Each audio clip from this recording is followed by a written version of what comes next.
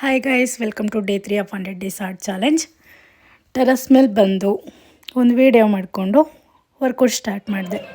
ನೋಡಿ ಸಾಂಗ್ ಹೆಂಗಿದೆ. ಆ ಸಾಂಗ್ ಕೇಳ್ತಾ ಜೋಶಲ್ಲಿ ಕೈಗೆ ಸಿಕ್ಕಿದ್ನೆಲ್ಲ ಲಿಫ್ಟ್ ಮಾಡ್ತಾ ವರ್ಕೌಟ್ ಮಾಡಿದೆ. ನನ್ನ ಮದುವೆ 7 ಮಂತ್ಸ್ ಆಯಿತು. ಅಷ್ಟರಲ್ಲಿ ನಾನು ಟೆರಸ್ ಮೇಲೆ ಬಂದಿದ್ದು ಬಟ್ಟೆ ಒಣಗಾಕ್ಬಿಟ್ಟು ನಂಗೆ ಬಂದಿರೋದು ನೆನಪೇ ಇಲ್ಲ. ಈಗ ನೋಡಿ ನನಗೆ ಅದು ಫಿಟ್ನೆಸ್ ಹಾಳಾಗ್ಬಿಟ್ಟಿದೆ. ನಂಗೆ ಲೈಕ್ಸ್ ಬರ್ತಿಲ್ಲ, ಫಾಲೋವರ್ಸ್ ಆಗ್ತಿಲ್ಲ, ಅದ್ರ ಬಗ್ಗೆ ಎಲ್ಲ ನಾನು ತಲೆ ಕೆಡಿಸ್ಕೊಳ್ಳಲ್ಲ. ಬಿಕಾಸ್ ಮನೆಯಲ್ಲೇ ಇದ್ಕೊಂಡು ಎಕ್ಸಸೈಸ್ ಮಾಡಿಕೊಂಡು ಹೆಲ್ತಿಯಾಗಿ ವೆಯ್ಟ್ ಲಾಸ್ ಆಗೋರಿಗೆಲ್ಲ ನನ್ನ ಅಕೌಂಟ್ ರೀಚಾರ್ಜರ್ ಅಷ್ಟು ಸಾಕು. ನನಗೆ ಸ್ಕಿಪ್ಪಿಂಗ್ ಮಾಡಿದೆ ಒಂದು 200 ಕೌಂಟಿಗೆ. ಆಮೇಲೆ ನೋಡಿ ಧ್ಯಾನ ಮಾಡ್ತಿದ್ದೀನಿ ನೋಡಿ. ಆಮೇಲೆ ಕೆಳಗಡೆ ಬಂದು ಫ್ರೆಶ್ ಅಪ್ ಆಗಿ ಚಿಯಾ ಸೀಡ್ಸ್ ಕೊಡಿದೆ. ಆಮೇಲೆ ಟಿಫನ್ ರೆಡಿ ಮಾಡಿ. ನಮ್ಮ ದೇಹಕ್ಕೆ ದೊಡ್ಡ ಶತ್ರು ಯಾರು ಗೊತ್ತಾ?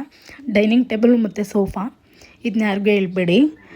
ಆದರೂ ಕೂಡ ನಾನು ಅದ್ರ ಮೇಲೆ ಕೂತ್ಬಿಟ್ಟು ನಿಮ್ಮ ಜೊತೆ ತಿಂತೀನಿ ಅಂತ ಹೇಳ್ತಾ ಅವ್ರ ಜೊತೆ ಕೂತ್ಕೊಂಡು ಬ್ರೇಕ್ಫಾಸ್ಟ್ ಮಾಡಿಕೊಂಡೆ.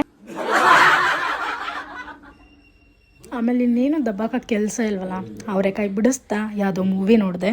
ಹೆಂಗೆ ನಾವು ಆಮೇಲೆ ಮತ್ತೆ ಆಫ್ಟರ್ನೂನ್ ಲಂಚಿಗೆ ಸ್ಕ್ರ್ಯಾಂಬಲ್ಡ್ ಎಗ್ಗು ಮತ್ತು ನುಗ್ಗೆ ಸೊಪ್ಪು. ಅದನ್ನು ಇಂಗ್ಲೀಷಲ್ಲಿ ಏನಂತಾರೆ ನಂಗೆ ಗೊತ್ತಿಲ್ಲ.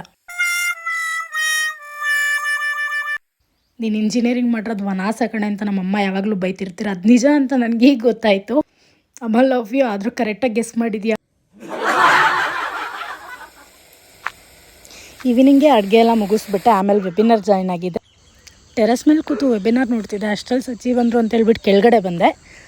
ತುಂಬಾ ಇಂಟ್ರೆಸ್ಟಿಗಾಗಿ ವೆಬಿನಾರ್ ಕೇಳ್ತಿದ್ದೆ. ಏನೋ ಹೇಳ್ತಿದ್ದಾರಲ್ಲ ಅಂತ 1499 ಪೇ ಮಾಡಬೇಕು ಅಂದರು. ನಾನು 14 ರೂಪಾಯಿನೂ ಪೇ ಮಾಡಲ್ಲ ಗುರು ಅಂತ ಹೇಳ್ಬಿಟ್ಟು ಸೆಷನ್ ಲೀವ್ ಕೊಟ್ಬಿಟ್ಟೆ. ಟಿ.ವಿ ನೋಡ್ತಾ ಒಂದು ಆರೆಂಜ್ ತಿಂತ ನಾನು ಡಿನ್ನರ್ ಮುಗಿಸ್ಕೊಂಡೆ. ಪ್ರತಿದಿನ ತೊಡಗಿಸಿಕೊಂಡ ಅಲ್ಪ ಪ್ರಯತ್ನವೇ ಒಂದು ದೊಡ್ಡ ಬದಲಾವಣೆಗೆ ಕಾರಣ ಅಂತ ಹೇಳ್ತಾ ಇವತ್ತಿನ ಡೇ ಮುಗಿಸ್ತಿದ್ದೀನಿ.